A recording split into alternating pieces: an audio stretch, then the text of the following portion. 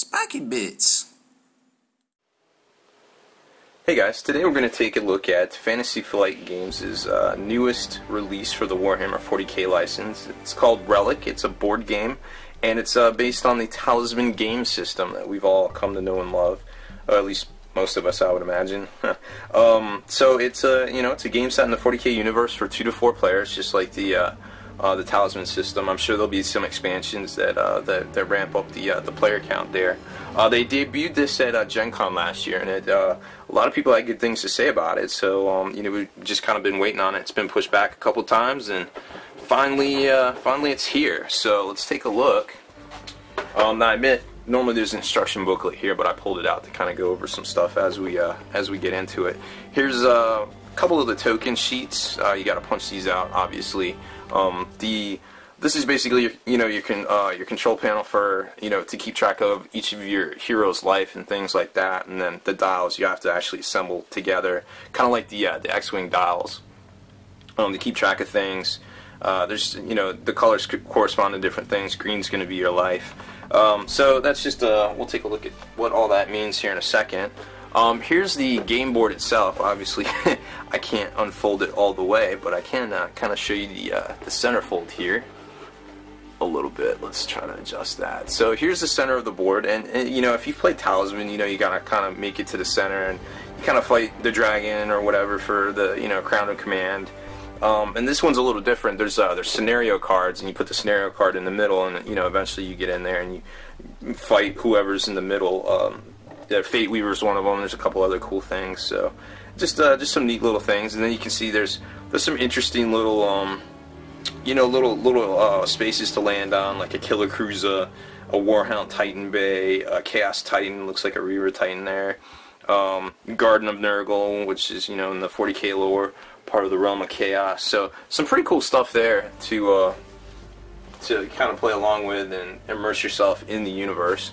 Then of course you've got the rest of the contents of the box, and you can kind of store your stuff in here depending on how you bag it and different things like that.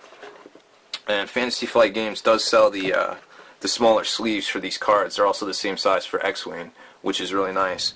So these are some of the these are basically some of the game cards for the game, and what they do is well, they basically, I guess, kind of help you battle. As you go along, there's different threats, and these are this is the threat deck here.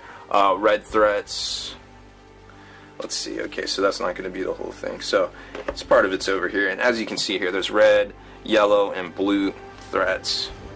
Looks like some stuff got mixed in here.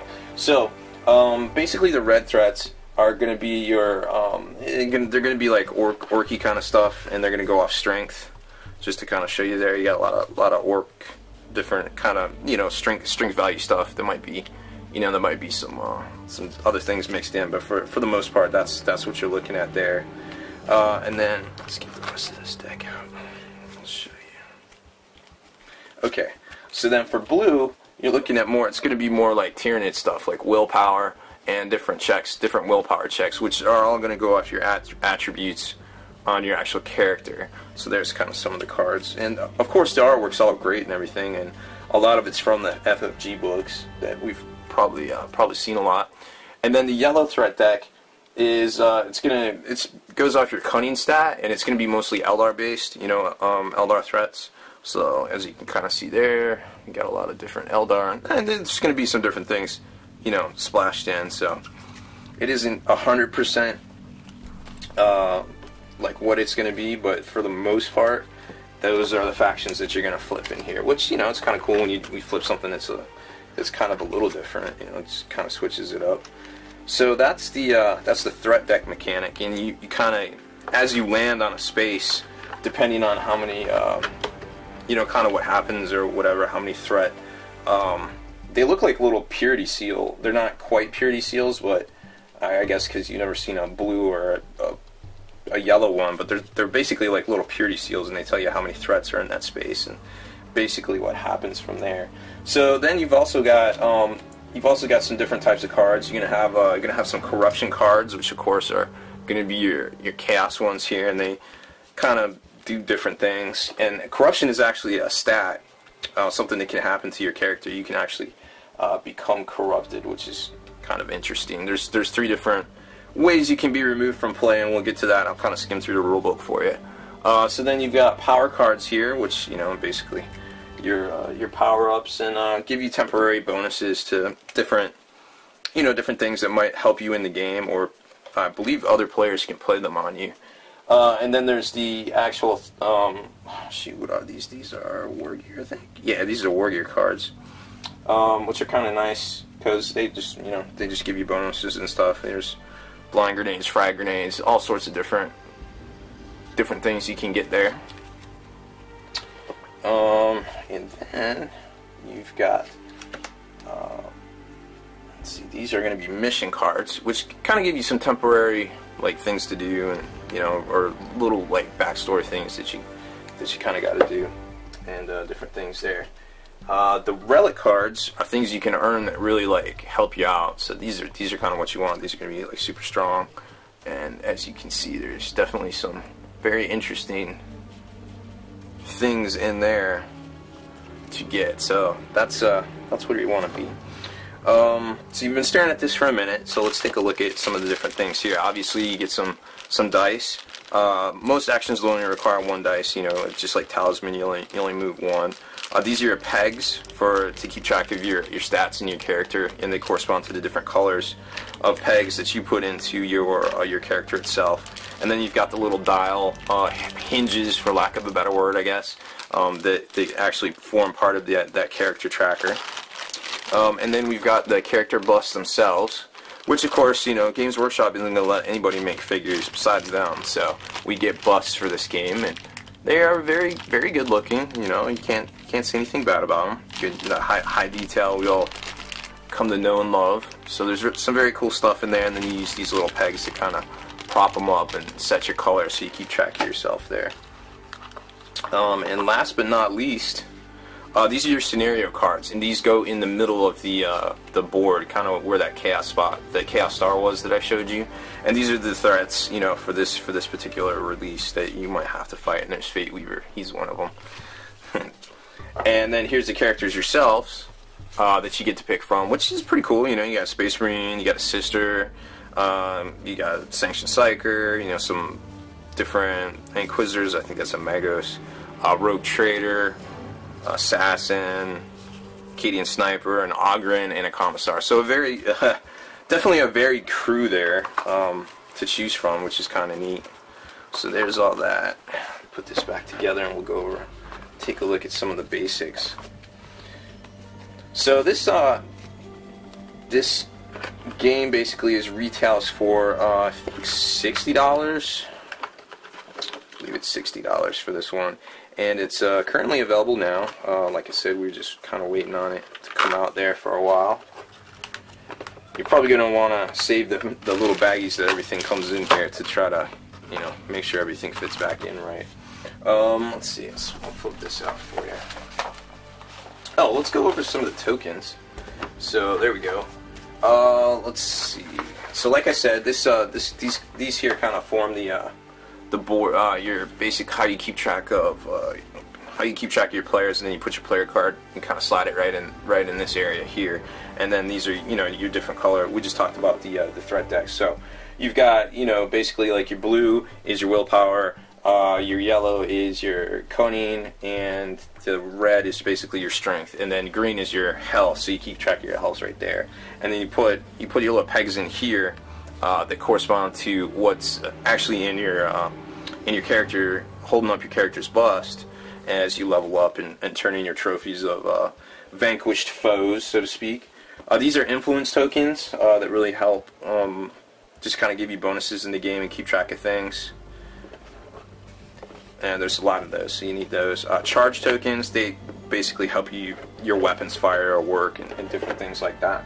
What else we got? Let's see. Oh, character tokens, these just help keep track of things. Obviously, it's a 4-player game, so these are going to correspond to your actual color of the peg you picked for your character's bust, and also what you keep track of your character's little command card thing there. The character board, basically, and the pegs. So you always want to grab the corresponding the corresponding peg to make sure all your colors match, because nobody wants to mess that up. So let's take a look. Let's just leave this out, and we'll talk about some of the stuff for the game. If you play Talisman, a lot of this is probably going to sound familiar to you. There's 4 main phases: movement, exploration, engagement, and experience. Movement is basically you roll a dice and you move. If you're on the inner spaces, you always just move 1, because I mean, if you roll a 6, then you're in there, and that sucks for everybody else. Exploration is basically the threats, like what's going to happen. So here you got, you know, three varied threats. Over here on the killer cruiser, can you see that? Okay, yeah. You've got 3 threats, but those are all going to be strength threats, orc threats. So it kind of varies where you go. Like on the outer rings, it's not as bad, but once you start getting on the inside here, it can start getting really bad for you. Engagement is where you actually fight. You take your character's values for whatever particular trait you're fighting on, you know, cunning or strength or willpower or whatever, and then you basically add in any bonuses for gear or weapons or what have you.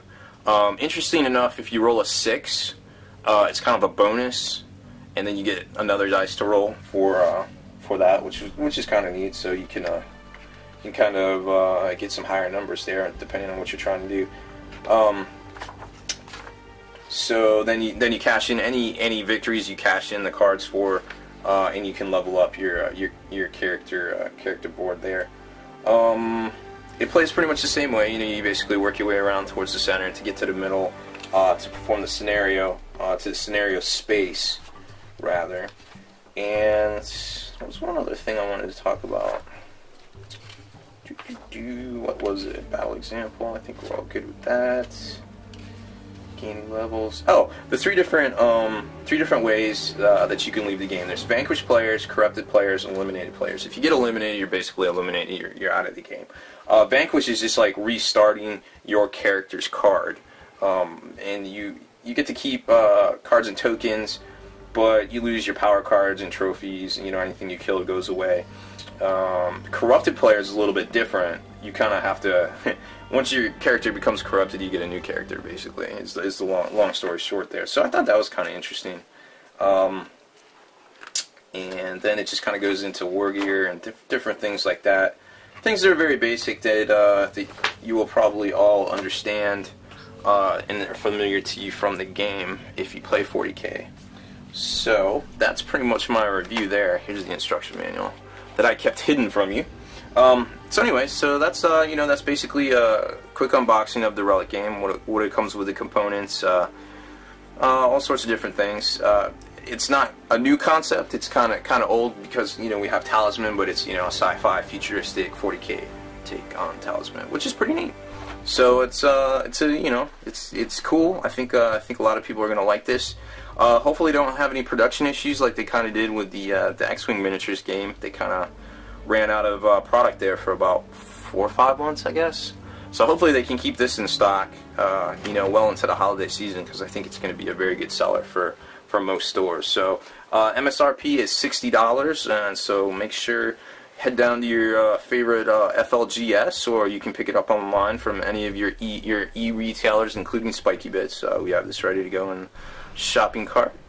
So that's pretty much it for me, so get on out there and enjoy the game. I'm MBG Rob Bear. Thanks for watching my unboxing video. Spiky Bits.